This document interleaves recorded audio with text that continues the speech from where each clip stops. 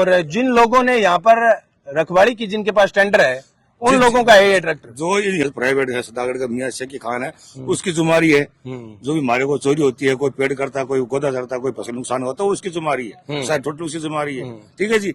अब वो खुद ही कहेगा आपने चोरी कर रहा है, अपना खुद का ट्रैक्टर चोरी कर रहा है, लेकर घर ले जा रहा है बिना परमिशन की। इससे पहले कभी इनका कोई ऐसी प्रकार की चोरी पकड़ी गई थी इससे पहले? ये चोरी भारत में नहीं, चोरी इनका वो काम किया है। चोरी भारत में नहीं, चोरी इनका वो काम किया है। चोरी भारत में नहीं, चोरी इनका वो काम किया है। कहाँ छोड़ दिया सर? किसने छोड़ दिया? कहाँ छोड़ दिया सर? किसने छोड़ दिया? छोड़ दिया बता रहे हैं। किसने? वहां से फार्म प्रशासन ने। नहीं, फार्म प्रशासन ने मैंने आदेश दे रखे हैं छोड़ने के लिए। मैंने आदेश दे रखे हैं छोड़ने के लिए। तो अभी तो आप कह रहे तो कहाँ छोड़ दिया और आप कह रहे हो मैंने आदेश दिया है छोड़ने के। चलो ठीक है, अभी कमेटी ने ये आदेश दिया है क्या इस पे मुकदमा दर्ज किया जाए? किस पे मुकदमा? इस ट्रैक्टर ट्रॉली पे एफआईआर तो लॉन्च हो नहीं सकती। अब क्यों नहीं हो सकती? तो एफआईआर लॉन्च नहीं हो सकती सर। कारण तो क्यों आपकी कमेटी लिख के देगी तो क्यों नहीं हो सकती? भी आप और आपकी कमेटी लिख के देने के लिए तैयार हो क्या? मुकदमा दर्ज होना चाहिए इस पे। क्यों नहीं लिख के देंगे सर? आप सिफारिश कर दो, आप सिफारिश कर दो, मुकदमा दर्ज हो जाएगा। किसकी? इसकी सिफारिश कर दो भी इस ट्रैक्टर ट्रॉली पे मुकदमा दर्ज होना चाहिए। हाँ चलो ठीक है, ये बाहर का मामला, सिविल का मामला, आपके अंडर का जो मामला है इस फार्म को इस ब्लैकलिस्ट करो इस फर्म को।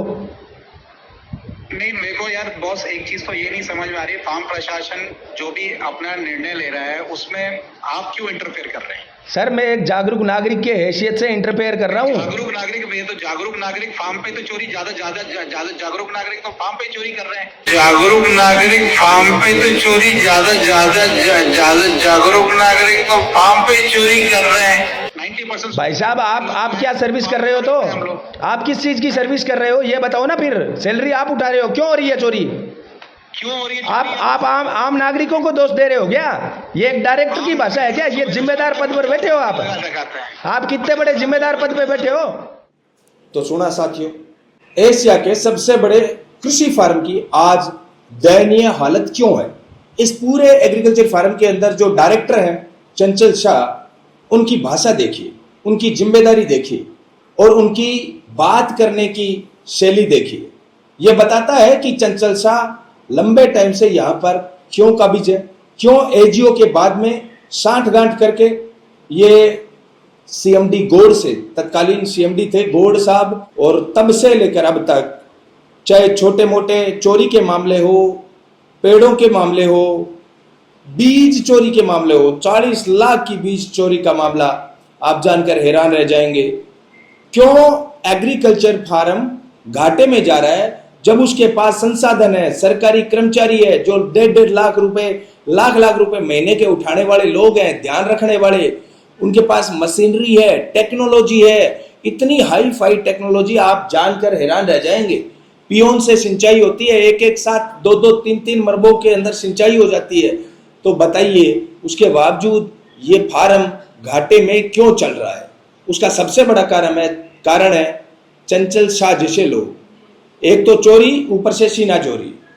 भाई जिन लोगों को सुरक्षा की जिम्मेदारी देगी, सुरक्षा की ठेकेदारी दी गई, उन्हीं लोगों ने चोरी की और एक गार्ड ने ईमानदारी से उन लोगों को पकड़ क्या लिया, डायरेक्टर के पेट में दर्द होने लग गया। आपने सुना चंचल शाह, जैसे ही मैंने गार्ड सुरेश मीणा का नाम लिया तो वो कह रहे हैं नहीं ये तो उनके साथ मिला हुआ है। अरे मिला हुआ होता तो उन लोगों को पकड़ता क्या? सुरेश मीणा एक गार्ड होने के बावजूद हिम्मत दिखाता है और जिन लोगों को फार्म की सुरक्षा करने की जिम्मेदारी थी उन लोगों को पकड़ता है, और चंचल शाह डायरेक्टर होने के बावजूद टीम बढ़ाने की फॉर्मेलिटी करता है।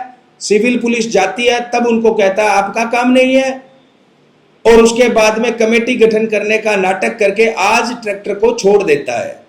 मैंने जैसे ही कॉल मिलाया तो ये कह रहे हैं आपको क्या पता किसने कहा छोड़ दिया, और बाद में खुद ही कह रहा है मैंने आदेश दिए थे छोड़ने के। बड़ा अजीब प्रकार का आदमी है, आपको पूछने की जरूरत नहीं है। बताओ, ये तो इससे बोल रहा था, आप कौन हो पूछने वाले? हमारे मन में आएगा वैसे करेंगे।